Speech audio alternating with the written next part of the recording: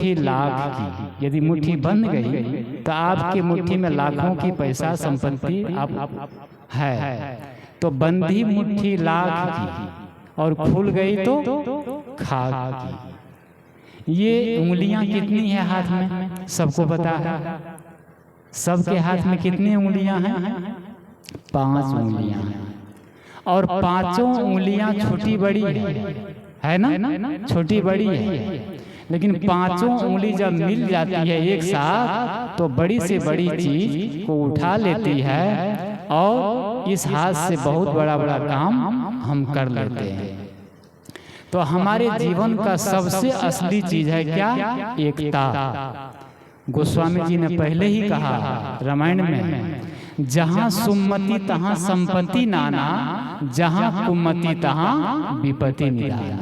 क्या कहते हैं? ये रामायण की चौपाई है। जहां सुमति तहां संपत्ति नाना, जहां सुमति है, आपस में प्रेम है, आपस में संगठन है, आपस में एकता है, वहाँ संपत्ति का वास है, वहाँ लक्ष्मी का वास है। और जहाँ कुमति है, आपस में टकराव है, आपस में मेल नहीं है, वहाँ जो भी चीज है वो भी चली जाती है। इसीलिए सत्संग का फल इसी में है कि हम लोग सत्संग करते हैं, धर्म की आराधना करते हैं, तो उसके गुण हम में आने चाहिए। वो है जिस परिवार में रहते हैं, जिस समाज में रहते हैं, वहाँ प्रेम से रहे, संगठित होकर रहे, अच्छे से जीवन जिए। तो क्या है? एकता से ही राष्ट्र का निर्माण होता है, प्रेम से ही देश का कल्याण होता है। प्रेम से बड़ा काम हो जाता है। कहते हैं ताकत की जरूरत तभी पड़ती है जब कुछ बुरा करना हो। ताकत की जरूरत तभी पड़ती है जब कुछ बुरा करना हो, वरना दुनिया में सब कुछ पाने के लिए प्रेम ही काफी है। क्या कह रहे हैं? ये वैज्ञानिक एक कोटेशन है। ताकत की जरूरत तभी पड़ती है जब कुछ बुरा करना हो, किसी को मारना हो, हत्या करना हो, तो क्या क्या चाहिए? तलवार चाहिए, बंदूक चाहिए, राइफल चाहिए, मशीन गन चाहिए, कितनी चीज चाहिए किसी को मारने के लिए। और किसी से प्रेम करना हो तो कुछ चाहिए, सब कुछ फेंक दो, है ना, और जाके गले से मिल जाओ। और आज ये इतिहास के पन्नों पर है कि तलवार की शक्ति और कलम की शक्ति, 2 शक्तियां होती हैं, और तलवार की शक्ति हमेशा कलम की शक्ति से हार जाती है, गिर जाती है। अंबेडकर के पास एक आदमी आया, विरोधियों ने उसको कुछ पैसा दे करके अंबेडकर, भीमराव अंबेडकर को मारने के लिए जान से भेजा। तो तलवार लेकर के, बहुत मोटा ताजा आदमी, मजबूत आदमी, और वो आया मारने के लिए। शाम के समय था, अंबेडकर जी ऑफिस में थे, कुछ काम कर रहे थे। एक आदमी आया उसको तलवार लेके मारने के लिए, और तलवार उठाया है और देख रहा है, कहता है कि मैं तुमको मार दूंगा। अंबेडकर से कि आज तुम्हारा अंतिम समय है, मैं मारने के लिए आया हूं। अंबेडकर उसको ऐसे देखे और बोले कि थोड़ा रुक जाओ, मुझे काम करना है, मैं अपना काम कर दूं तब तुम मार देना। अंबेडकर लिख रहे थे, वो लिखते रहे 10 मिनट, 15 मिनट, आधा घंटा। वो तलवार जो उठाया है ना, वो उठाई है। उसको लगा कैसा आदमी है ये तो लिख ही रहा है, कुछ हमारी ओर देख ही नहीं रहा है। बहुत देर हो गई, उसके बाद उसकी तलवार गिर गई जमीन में। वो क्षमा मांगा और कहा, सर, जो जीना जानता है उसको मारने वाला कौन है? जो जीना जानता है उसको मारने वाला कौन है? तो क्या है? एक है तलवार की शक्ति और दूसरी है कलम की शक्ति, प्रेम की शक्ति, क्षमा की शक्ति, दया की शक्ति। बुद्ध के पास बड़े बड़े खूंखार जाते हैं, उंगली मार, सब लोग सुने हैं, देखे होंगे, पढ़े होंगे। उंगली पंडित लोग विरोधी बन के उसको बहुत कष्ट दिए। देवदत्त उसका चचेरा भाई था, वो जीवन भर पड़ा रहा मारने के लिए, और अंतिम में उंगली मार जंगल में वो जाके बुद्ध के कंधे पर तलवार रख देता है, कटार रख देता है। अब अंतिम समय है, बुद्ध मुस्कुराते हैं। याद रखिए, मारने वाले से बचाने वाला बहुत बड़ा होता है। मैं क्या कह रहा हूं कि तलवार की शक्ति और प्रेम की शक्ति, ये दोनों में सदा से लड़ाई चली है, युद्ध चला है। और तलवार की शक्ति, तलवार हमेशा जमीन पर गिरी है। तो बुद्ध मुस्कुराते हैं, कहते हैं तुम मुझे मारना चाहते हो तो ठीक है, मार देना, लेकिन एक काम करो। क्या कहा कि जाओ इस पेड़ से एक डाली काट के ले, डाली तोड़ के ले आओ, पत्ता तोड़ के ले आओ। उंगली माल जाता है, कटार से पत्ता कहे थे लाने के लिए, एक बहुत बड़ी डाली ही काट लिया और डाली लाके सामने में पटक दिया। उंगली माल ने कहा लो, पत्ता मांगे थे 2 ठो, मैं डालिए काट के ला दिया, इसमें सैकड़ों पत्ते हैं। बुद्ध मुस्कुराया, कहे देखो ये काम तो तुम कर दिया, एक काम और करो। कहा क्या? कहा इस डाली को जहां से काटे हो ना, वहीं पर ले जाओ और जोड़ दो। जहां से काटे हो डाली, वहीं पर ले जाके फिर से लगा दो, वहीं पर लगा दो। उंगली माल उठाया और जाने लगा, उतना ही में उसका पांव रुक गया। उंगली माल ने कहा ये नहीं हो सकता, जहां से काटा हूं, तोड़ा हूं इसको, फिर वहीं कैसे जोड़ा जा सकता है? जा सकता है? उंगली माल ने कहा कि अब ये जोड़ा नहीं जा सकता है, पुनः उसी में इसको फिट नहीं किया जा सकता, ये असंभव है। बुद्ध ने कहा जब तुम किसी को जीवन नहीं दे सकते, ठीक है ना, किसी को जोड़ नहीं सकते, तो तुम्हारा मारने का, काटने का, तोड़ने का कोई अधिकार नहीं है। फिर 10-15 मिनट का सत्संग चलता है, बुद्ध बोलते हैं और उंगली माल की तलवार जमीन पर गिर जाती है, वो चरणों में गिर जाता है और बुद्ध के भिक्षु बन जाते हैं। ये मैं कह रहा हूँ इसलिए सही है? नहीं, ये इतिहास के पन्नों पर है, आप लोग बहुत लोग देखे होंगे। तो ये क्या कह रहा हूँ, ताकत की जरूरत तभी होती है जब कुछ बुरा करना हो, वरना तो दुनिया में सब कुछ पाने के लिए प्रेम ही काफी है। रोटी से लेके मुक्ति तक कैसे मिलेगी? प्रेम से, प्रेम से। इसीलिए कहते हैं प्रेम ही देश का आजादी का पैगाम होता है। अगर हम आजाद होना चाहते हैं तो क्या करना पड़ेगा? प्रेम करना पड़ेगा।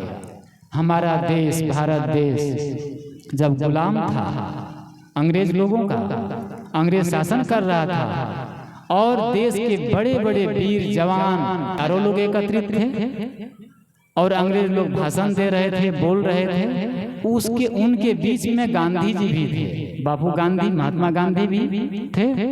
तो जनता की ओर से मांग हुई कि हमारे बापू जी महात्मा गांधी जी को समय दिया जाए। अंग्रेज लोग नहीं चाहते थे कि गांधी जी बोले, वो देना नहीं चाहते थे। और जनता बार बार मांग कर रही है कि हमारे बाबूजी को भी थोड़ा समय दिया जाए, लेकिन अंग्रेज लोग ठुकराते गए, जनता में हड़कंप मच गई, नारा लगाने लगे। अंग्रेज लोग जनता की मांग को ठुकरा नहीं सके और अंतिम में मजबूर होकर के वो अंग्रेज लोगों ने कहा कि ठीक है, हम महात्मा गांधी जी को 5 मिनट का समय देते हैं। कितने? 5 मिनट का समय देते हैं।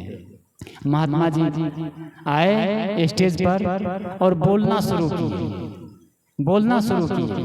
महात्मा गांधी जो थोड़े शब्दों में बोले, गिने हुए शब्दों में जो कुछ बोले, वो संजीवनी बूटी का काम कर दिया।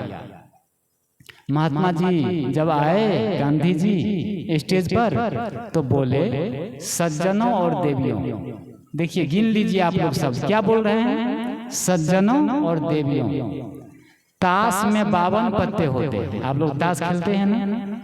क्या बोले कि ताश में 52 पत्ते होते हैं, उसमें एक पत्ता होता है एक्का, एक पत्ता होता है एक्का, और विजय हमेशा एक्का की होती है। इसलिए हम भारत देशवासी यदि एक हो जाएं तो हमें आजाद होने से कोई भी शक्ति नहीं रोक सकती। इतनी बात जब कहे तो तालियां बज गई, लोगों में एकदम नारा लग गया और अभी 3 मिनट ही हुए थे, अंग्रेज लोग माइक खींच लिए। मैं छीन लिए गांधी जी से। सोचे 5 मिनट होते होते तो गांधी जी क्रांति के बीज बो देंगे। क्या कहे? एकता। यदि हम पूरे देशवासी एक हो जाएं तो हमें आजाद होने से कोई भी शक्ति नहीं रोक सकती। मैं क्या कह रहा था? संगठन, एकता। एकता यदि होती है, प्रेम होता है, आपस में सामंजस्य होता है, तो बड़ा से बड़ा काम भी छोटा हो जाता है और जल्दी हो जाता है। तो सबको चाहिए कि एकता से हम लोग जीवन जिए। ये जो सत्संग हो रहा है, इसमें कितने श्रम लगे हैं, कितनी शक्ति लगी है, और परिश्रम लग करके 31 दिसंबर को हम लोग आए थे यहाँ श्री शंकरानंद साहब कुटी में यहाँ। और हर वर्ष ये लोग 31 दिसंबर 1 जनवरी नया साल में सत्संग करते हैं। देखो यहाँ बैठे हैं सीताराम बाबू और लोग, बक्सी बाबू और कितने लोग हैं, मैं सबका नाम नहीं जानता हूँ। तो हम लोग यहाँ आए थे और 1 जनवरी को सुबह थोड़ी मीटिंग हुई थी। ये लोग हिम्मत हार रहे थे कि सत्संग कैसे होगा, कैसे हम लोग बुला पाएंगे। आज तक नहीं हुआ इस कौवा खो में ऐसा कार्यक्रम, आज तक नहीं हुआ। सब मतलब निराश थे। मैंने कहा होगा, अच्छा होगा, सब बढ़िया होगा, आप लोग हिम्मत रखिए। और थोड़ा बोले कहे और ये लोग सब चल पड़े और सब होते होते देखिए सब बढ़िया हो गया, हो रहा है।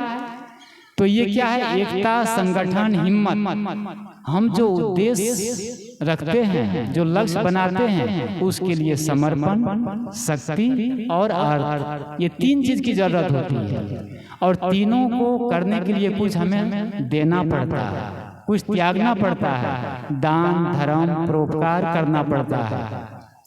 पूरी प्रकृति जो है, प्रकृति देती है। हवा क्या दे रही है? हम हवा ले रहे हैं, जहाँ बैठे हैं ऑक्सीजन, ठीक है ना? ऑक्सीजन से हमारा जीवन चल रहा है। हमें भोजन न मिले तो हम 2 दिन, 3 दिन, 5 दिन भी रह सकते हैं। पानी न मिले तो भी 24 घंटा, 3 दिन रह सकते हैं। और ये सब ना मिले चलेगा, लेकिन ऑक्सीजन, हवा ना मिले तो कितनी देर रहेंगे? थोड़ी देर में शरीर छूट जाएगा। तो हवा हमें प्रकृति हवा दे रही है, पानी दे रही है और सब अन्न दे रहे हैं। चांद, सूरज, मिट्टी, पानी, सब पूरी प्रकृति मिल करके क्या पूरे प्राणी जगत को जीवित रखे हैं। तो ये पूरी प्रकृति से हमें कुछ मिल रहा है। हम सबको भी चाहिए कि कुछ हम करें, कुछ दें। अपने लिए तो पशु भी जी लेते हैं, लेकिन इंसान वह है जो दूसरों की आवश्यकता भी महसूस करें, दूसरों को भी कुछ दें, दूसरों को सहयोग करें। उन्हें कहते हैं मनुष्य, मानव। इसलिए हम लोग का भी धर्म है सबका कि एक दूसरे को हम सहयोग करें। सहयोग शरीर से हो सकता है, वाणी से हो सकती है, भावना से हो सकती है, पैसे से हो सकता है, कपड़े से हो सकता है। तो जिस समाज में हम रहते हैं वहाँ सहयोग की भावना रहेगी और कुछ करने की भावना रहेगी, देने की भावना रहेगी, तो आपका समाज, आपका परिवार बहुत जल्दी आगे बढ़ जाएगा, सब अच्छा हो जाएगा। एक गांव में बहुत पहले की बात है, आग लग गई, जेठ का महीना था और हवा चल रही थी, आंधी चल रही थी, आग लग गई, गांव में आग फैल गई और विकराल रूप ले ली। दवा नल, लोग पानी से आग बुझाते, पानी दे दे करके। ये दमकल तो था नहीं, पानी टंकी की मंगा लो। आग बुझी नहीं, आग बढ़ती गई। तो सब लोग बुझा रहे थे। एक तालाब था, उस तालाब पर एक पेड़ था, तालाब के पास उस पेड़ पर एक बंदर रहता था और एक चिड़िया, ठीक है ना? तो वो चिड़िया जो थी छोटी सी, वो तालाब में जाती, पानी लेती और आके वो आग पर डाल देती उड़ उड़ करके। वो दिन भर ऐसा ही करती रही और फिर रात भर, दिन भर, 2 दिन बीत गए, बंदर से रहा नहीं गया। बंदर ने कहा, रे चिड़िया रानी, तुम्हारी चोंच में 2 बूंद पानी नहीं आता। बड़े गौर से सुनिए क्या कहते हैं। रे चिड़िया रानी, तुम्हारी चोंच में 2 बूंद भी पानी नहीं आता है, क्या इससे आग बुझ जाएगी? ये दवानल जो आग का रूप लिया है, ये गांव का आग बुझ जाएगी ये? चिड़िया ने कहा, बंदर भैया, आग बुझे या ना बुझे, क्या कहते हैं, आग बुझे या ना बुझे, ये मैं नहीं जानती, लेकिन इस गांव का ये आग लगने का जब इतिहास लिखा जाएगा, इतिहास लिखा जाएगा, तो मेरा नाम आग लगाने वालों में नहीं, आग बुझाने वालों में लिखा जाएगा। क्या बोले, मेरा नाम आग लगाने वालों में नहीं, किसमें, आग बुझाने वालों में। मैं आप लोग से पूछता हूँ, सभी देवी देवता से, आप लोग अपना नाम किस में लिखाना चाहते हैं, आग लगाने वालों में कि आग बुझाने वालों में? आग बुझाने वालों में। कहते हैं जला सको तो दीप जलाओ, दिल को जलाना मत सीखो, है ना, जला सको, लगा सको तो बाग लगाओ, है ना, आग लगाना मत सीखो, और जला सको तो दीप जलाओ, दिल को जलाना मत सीखो। हम ऐसे बोल देते हैं कि दूसरे का दिल जल जाता है, दूसरे का दिल दुख जाता है, मन दुख जाता है। आप ऐसा ना बोले कि दूसरे का दिल आग हो जाए, आप ऐसा बोले कि आग, दूसरे का दिल बाग बाग हो जाए, खुश हो जाए, बढ़िया हो जाए। तो क्या है, यदि हम एक चिड़िया क्या बोले कि 2 बूंद पानी डाल रही है, तो उसका नाम आग बुझाने वालों में आएगा। परिवार के सब लोग, समाज के सब लोग कागा से हंस हो जाए, ये जिम्मेदारी आपकी नहीं है, हमारी नहीं है, ठीक है ना। सब लोग कागा से हंस बन जाए, ये नहीं हो सकता है, लेकिन हंस बनाने की प्रक्रिया हमेशा चालू रखना चाहिए, हमेशा ये प्रोग्राम चलते रहना चाहिए। तो यहाँ कहते हैं कि हमें शुभ काम करते रहना चाहिए, अच्छा काम करते रहना चाहिए। तो मैं क्या कह रहा था कि देना, देना दैविक है, देना कुदरती है, देना प्राकृतिक है। इसीलिए ऋषि ने कहा कि श्रद्धा देयम, अश्रद्धा देयम, श्रिया देयम, धिया देयम, संविदा देयम, मतलब श्रद्धा से दो, और वचन दे दिए हो इसलिए दो। लोग का श्रद्धा नहीं है, तो का श्रद्धा नहीं है तो अश्रद्धा से दो, देते देते श्रद्धा हो जाएगा। अब देने का मतलब ये नहीं कहता, ये बात नहीं है कि पैसे ही दो, चावल ही दो, कपड़े ही दो, बहुत चीज देने के लिए है। प्रेम, प्रेम दे सकते हैं, दुआ दे सकते हैं, खुशी दे सकते हैं, हंसी दे सकते हैं। किसी के ओंठ पर, किसी के चेहरे पर आप मुस्कान दे दिए तो समझिए ये बहुत बड़ी चीज आप दे दिए। सही है ना, कुछ है या नहीं है, लेकिन हर इंसान के पास मीठी वाणी है कि नहीं। और मीठी वाणी यदि आप बोलते हैं तो सोचिए आप बहुत धर्मात्मा है, बहुत पुण्यात्मा है। तो सबको मीठा बोलना चाहिए, मीठा सबसे बोलिए, सुख उपजे चहुओ, वशीकरण यह मंत्र है, तजिए बचन कठोर। कबीर साहब की माँ अमरवाणी है कि मीठा सबसे बोलिए। अगर हम मीठा बोलना शुरू कर दे तो हमारा परिवार, समाज क्या हो जाएगा, स्वर्ग बन जाएगा। एक छोटा सा मैसेज कह के मैं बंद करूंगा, साहब जी विराजमान है। तो ये देने की बात जो है, यदि हम थोड़ा देते हैं तो उसके बदले में बहुत कुछ हमें मिलता है, बहुत मिलता है। एक लड़का था 12 साल का, उसका पिता का शरीर छूट गया था 7 साल की उम्र में। बच्चा 7 साल का था तो पिता का शरीर छूट गया, और जब बच्चा 11 साल का हुआ तो उसकी माँ का भी शरीर छूट गया, माँ का शरीर छूट गया। न तो ननिहाल में कोई था, न ददिहाल में कोई था। बच्चा क्या हो गया, अनाथ हो गया, अनाथ हो गया। पढ़ रहा था स्कूल में, वो अनाथ हो गया। न तो ददिहाल में कोई है, न ननिहाल में कोई है, अनाथ हो गया बच्चा। लेकिन वो लड़का, बच्चा 12 साल का, वो संकल्प करता है कि मेरा कोई नहीं है इस दुनिया में, लेकिन मैं स्वयं को अनाथ होने नहीं दूंगा। वो बच्चा संकल्प करता है कि मैं अनाथ होने नहीं दूंगा। अभी जिस घर में हम लोग का निवास है, वहाँ के बच्चे अभी कल से आए हैं, हम लोग वहाँ हैं, सारे बच्चे आ करके अभी तक में कम से कम 10 बार बंदी कर लिए, और इतना बढ़िया मुस्कान, इतना संस्कार। तो कहते होनहार बिरवा के होत चिकने पावे, वो लड़का बच्चा कहता है कि मैं अपने आप को अनाथ होने नहीं दूंगा। बच्चा स्कूल जाता, पढ़ के आता, और छोटा 12 साल का वो मार्केट निकल जाता, शहर निकल जाता, किसी सेठ की दुकान में झाड़ू लगा देता, कोई सामान खरीद लेता, बेच देता, कुछ काम कर देता तो कुछ पैसे मिल जाते, 2-4 रुपये, उससे चावल खरीद लेता, सब्जी खरीद लेता, आ जाता, बना के खा लेता, सो जाता। सुबह होती फिर वो चला जाता पढ़ने के लिए, पढ़ने जाता और फिर आता, फिर शहर में काम करने चला जाता शाम को, और जो कुछ मिलता उसको उससे निर्वाह कर लेता। ठीक है ना। ऐसा करते करते बहुत दिन बीत गए। एक दिन ऐसा हुआ जब शाम को काम करने गया, उस शहर में गया तो कोई काम नहीं मिला, तो कोई पैसा नहीं हुआ। तो आया और भूखे पानी पी के वो सो गया। अब फिर सुबह उठा, स्कूल चला गया, फिर शाम को आया, फिर मार्केट गया, फिर काम खोजने गया, फिर भी काम नहीं मिला। पहला दिन तो भूखे सो गया, दूसरे दिन भी लौट के आया और पानी पी के फिर सो गया। तीसरा दिन फिर वो स्कूल गया, फिर शाम को गया काम खोजने के लिए, फिर काम नहीं मिलता। अब 3 दिन का भूखा बच्चा वो सोचता है अब क्या करूंगा, अब तो मेरा शरीर जवाब दे रहा है, चेहरा सूख गया है भूखे प्यासे। अब सोचता है कि अब कुछ मांगना ही पड़ेगा। वो चौथा दिन जाता है शहर में, कोई काम नहीं मिलता है, तो सोचता है अब हमको मांगना पड़ेगा। वो जाता है एक शहर में, एक बड़ी बिल्डिंग थी 5 मंजिला का, गेट के पास जाता है, बेल बजाता है, घंटी। जैसे वो घंटी बजाता है वो गेट खुलता है, वो भवन का गेट खुलता है। एक मोटी माताजी, मोटी महिला वो गेट खोलती है। जब वो गेट खोलती है तो सामने में देखती है बच्चा को, तो वो पूछती है बेटा तुम्हें क्या चाहिए। वो माताजी कहती है कि बेटा तुमको क्या चाहिए बोलो।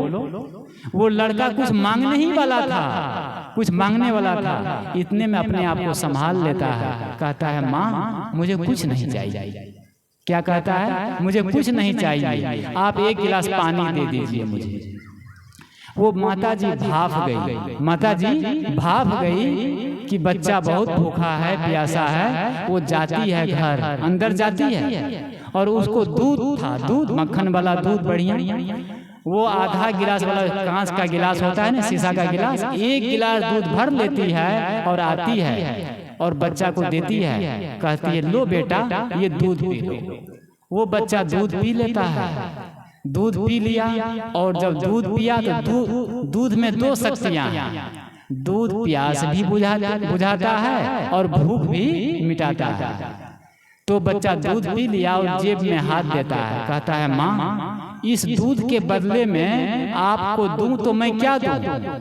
उस माँ ने कहा बेटा इसमें लेने देने की क्या बात है, आज मैं तुम्हारे काम में आई, कल तुम किसी के काम में आ जाना, इसमें देने लेने की क्या बात है।